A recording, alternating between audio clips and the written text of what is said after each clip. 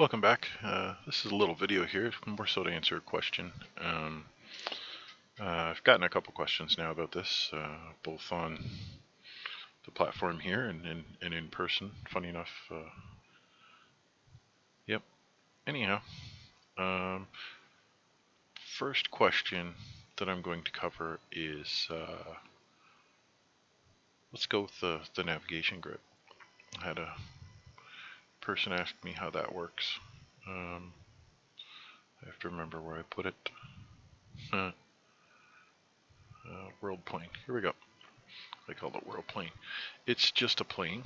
It's a collision object. That's what makes it clickable. And right now, it sits at world origin, so that if I want the ship to go somewhere, if I click, it'll create a waypoint from here.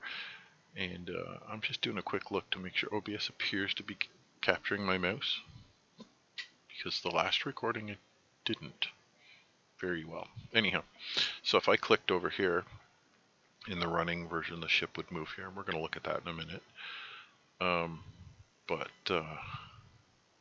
Yeah, the plane itself is 2D, and at this point in time, in working on the project, it only works in the one I'm going to call it altitude, the one y-axis level. It will eventually move relative to the ship in segments that are stepped, probably either every time this grid here goes up by 5 chunks. So if you come up by 5 or so, it'll be a significant reposition.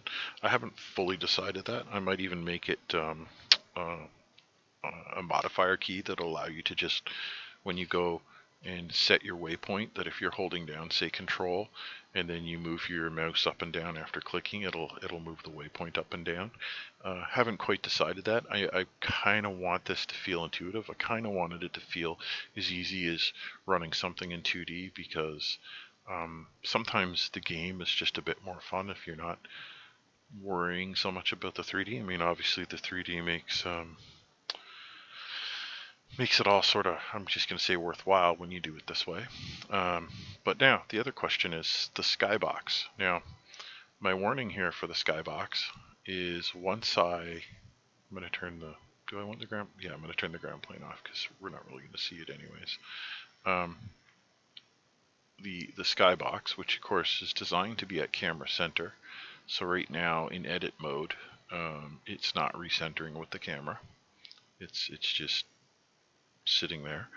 And in fact, I don't at this time move the actual skybox with the camera right now, even in the running.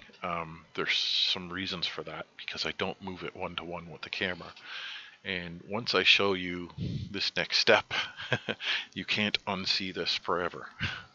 So if you want to keep the magic of the lighting and the way that my lighting and the way the ships respond to the light, and have all the reflection that's relevant to the stars and whatnot in the scene, you can't unsee what I'm about to show you. So let's have a look here. So here's the sky parts. If I shut the sky parts off, hey, we still have sky parts. That is actually the world environment. So I have, I'm probably going to get the name wrong. Oh no, there it is. Thankfully I named the file smartly. I have an equitangular projection of my skybox pieces. I do believe I made my skybox for this one in Spacescape. I have a couple programs that I can procedurally generate the skybox things from, but they always produces 6 pictures that I have to then orient in the correct orientation on a cube. And that cube has to be unit faces. It can't be the default cube that Godot makes, because the default cube that Godot makes expects to have a cube map in the T shape, okay, or the six compact tile shape. It's one or the other. I can't remember which. I personally like my sky cubes to actually have individual faces on each side, because there are some other effects that maybe I will get to those in a much later video. That having the individual textures I personally find is better. But anyhow, so now we're in the sky environment. So this is a large equitangular shape. I can never, hang on, I can't remember the, oh yeah, it's right click, here we go. If you hold down your right mouse button in Godot, you can use the ASWD keys to move around, and your mouse wheel sets the speed. In case you've never known that, I keep forgetting it and remembering it every couple months. So we can move around pretty quick here right now. But the lighting we're seeing right now is completely provided by this skybox. Okay. Actually, you can see the asteroids are very black in this. The big asteroids, anyways. The tiny ones we can't see. There's probably a couple there, and of course, the nebula is very thin looking when it doesn't have a high contrast dark background. Anyhow, so what I did is I took the cube map, individual 6 pictures, and there's a website or some converter that took the cube map images and makes equitangular HDR like maps, because HDRs are pretty much equitangular. But what I did is I ramped up the lighting on the output, or the brightness and contrast on the output, so you get this very bright parts of the map. But you're also going to see some artifacts, like the dotted lines right there through the middle, like these dotted lines right here in the corner, because when you use their software to make the equitangular map, it has some issues. Now, it's a free thing, and if I can remember what site it was, I will put it in the description. The where to get it. I don't remember right now because it's been a while since I made a bunch of my sky maps. If I was worried about it at the moment, and I'm not, I do it this way so I can remember. I leave those artifacts there, partly because you're never really going to see it, because inside all of this, again, I'm going to put the sky parts back, we have this, the true sky. But since we're in rapid motion, once I do this, this is going to break the illusion of this world for you. So let's there's the middle of the world. Okay, so let's get some speed up, and I don't know, let's pick a non-planet direction for now. So let's go up there, over by the sun, maybe, or up here. So here we go. So we're flying, and I know you might not be able to see it now, but because I'm used to it, there's actually a cubic distortion in the space, but I'm purposely going to the darkest part of space. We're going to fly at this little red star.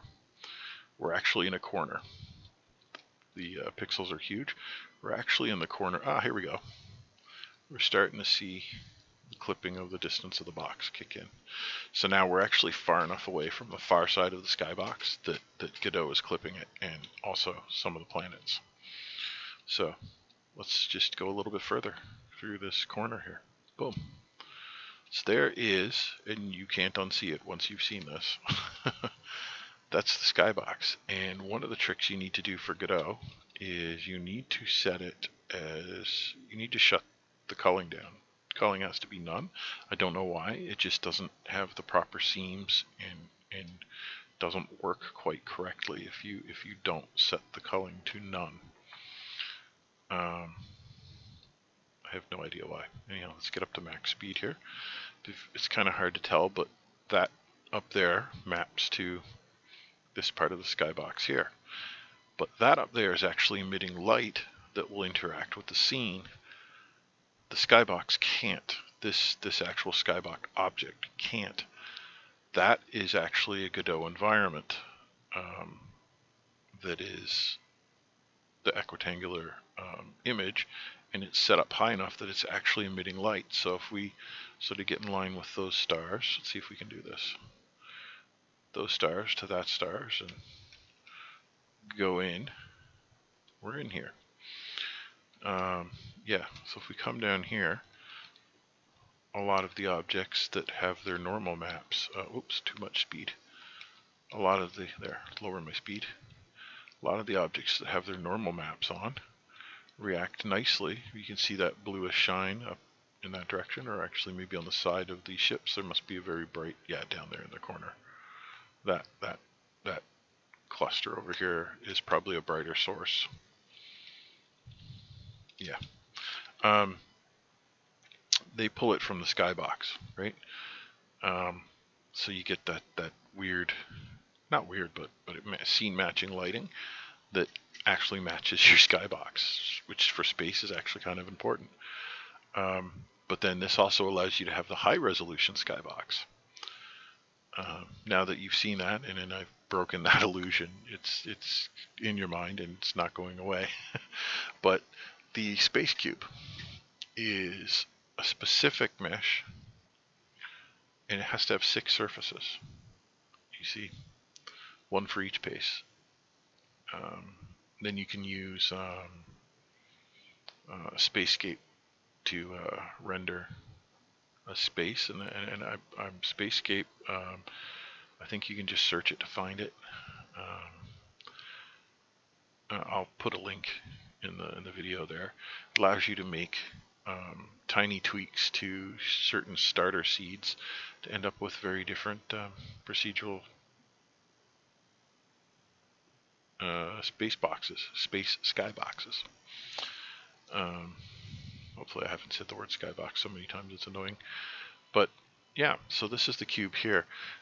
To make this in Blender, you're going to need to assemble 6 planes, and you're going to have to make sure that the planes are facing inward. But remember, Blender sometimes doesn't really care about the orientation, so you're going to have to make sure that your object's planes are facing inward, and you need to make those planes inside one object so that they are I can't remember what it's called in Blender, but so you're going to have the cube object, but then the planes are going to be separate. Yeah, like the surface is inside. Then when you export it out, you just have to identify for the one that you made which surface is which, right? And then in your materials, there's one for each face. In your materials, you're going to want to have unshaded if they're going to be part of the source. They don't need to accept any shade. You don't want them to shade, and you don't want them to throw shadow. I think I have shadowing off. Yep.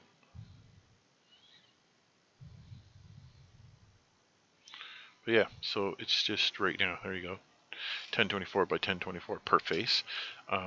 I have done them at higher resolution, but you don't really need it in Godot because you can put a tiny little bit of blur on in the engine.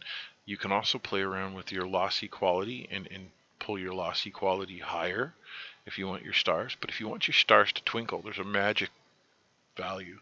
1024 by 1024 with pinhole stars in the 1 pixel to about 6 pixel range.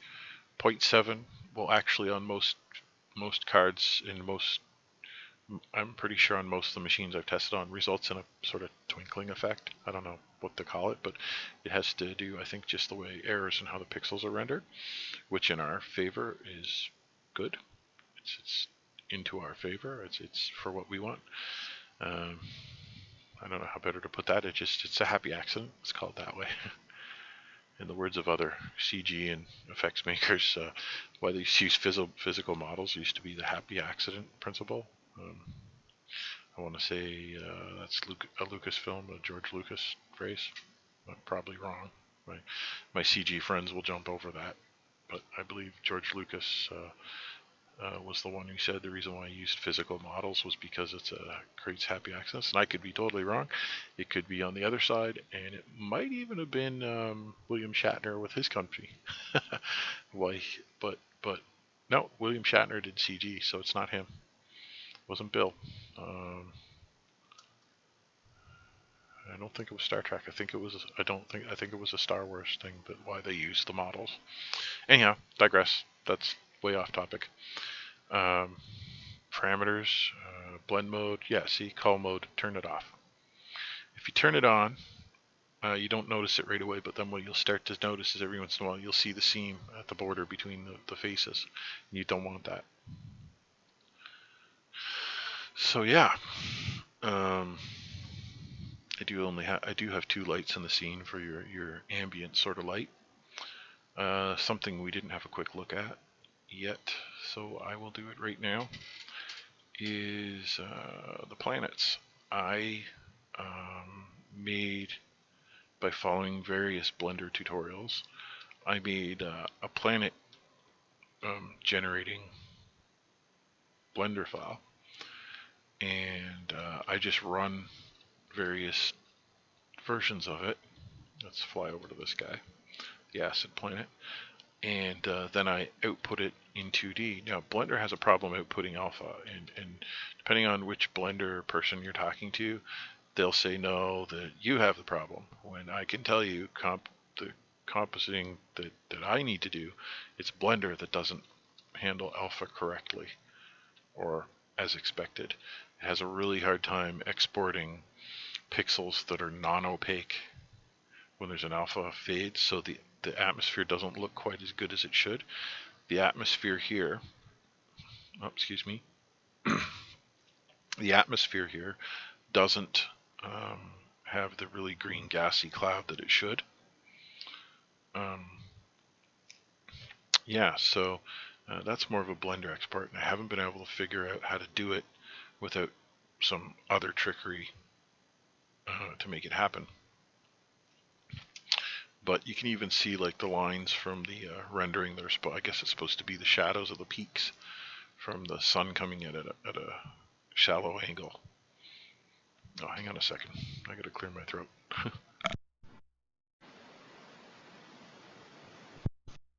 There we go. I just had to clear my throat there. So anyhow, this is weird as it looks. I mean, I can re-render it with more detail later. But the planet is just a giant sprite. See? For those of you that didn't know, again, that's another thing that you can't unsee now that you've seen it. All of the planets are giant sprites. Now, the other one that I use, like for this planet here, is a plugin, an old Photoshop plugin that I now use in Paint.net, because Paint.net, there's a plugin for Paint.net that lets you run your old Photoshop plugins. And I have one called Lunar Cell, and it can render certain things, certain planety looking things out pretty good if you take the time to tweak it. And I'll make a quick planet like that, and sometimes I will blend a planet from Lunar Cell with the Blender output, so I get the atmosphere somewhat correct again. Like this one here is an Earth-like, but this was 100% Blender. Let me get right up close to it, but again, boom. These are just really, really big sprites, but unlike a normal sprite, no, actually, yeah, no, these are sprites with the rotation fixed option. So right now we can move around in the cube faster than I have the ability to move the ships to move in the game. So the cube really isn't that big, I guess. So we've just watched it here, and you've listened to me ramble here for 18 minutes. So again, yeah, I guess you really have to like this stuff to listen to someone ramble about it like that for 18 minutes. I forgot where the stations are. They're there. See how small that little puff is actually? That little puff there is the entire nebula from the start scene to the middle. So what I'm going to do, so I'm just going to run this now. Oh, and I hope I turned the sound off. I didn't adjust the sounds, the game sounds. Okay, so it's going to go black for a second because OBS has an issue capturing the switch to full screen. Okay, so we're in full screen now. And now I left the debug collision shape showing, so you're going to see all the like helper shapes and collision shapes and all the collidable asteroids there. But that's okay, because that's important for this next step. So when I hit the space bar right now, you see there's a blue line that seems to go around the entire horizon. That's just an optical effect. That's what a what am I trying to say? That's what a plane would look like when you're this close to the plane at its farthest edge. It will just appear to be a giant circle. You won't even be able to detect where the corners are. Yeah, so for motion, zoom out from a little bit, you just hold down the space and you pick a point. And what's happening is, in code, the position of the mouse is being projected through into the screen to intersect with the plane, and that's where the ship is being told to go. Now I don't have the new ship motion functions. This is the old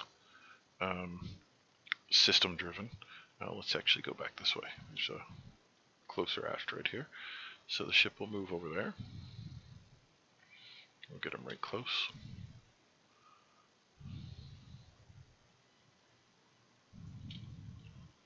And those waypoints are only forming because we're hitting that plane with the grid texture on it in the middle of space.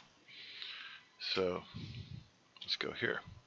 Now we get near some asteroids, and because of how the system works, the asteroid is a target. Now I don't have the physics enabled like in one of my earlier videos there, so the ship has no way to bump into the asteroid and not smack right into it. But if you notice, the plane is still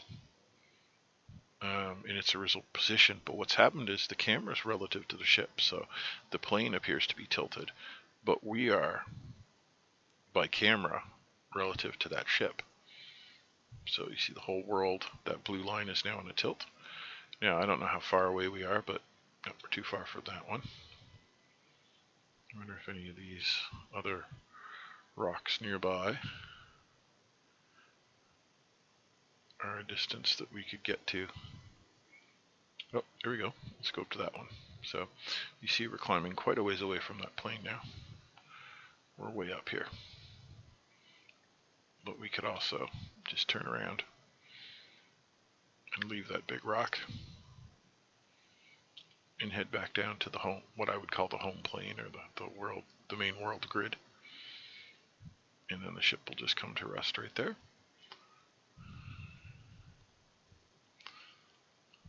Oh. And that's it. Again, it's been a longer video than usual. Trying to think if there's anything else I was asked front. I don't think there's anything else. Here you can see the reaction with the combination of the scene lights and the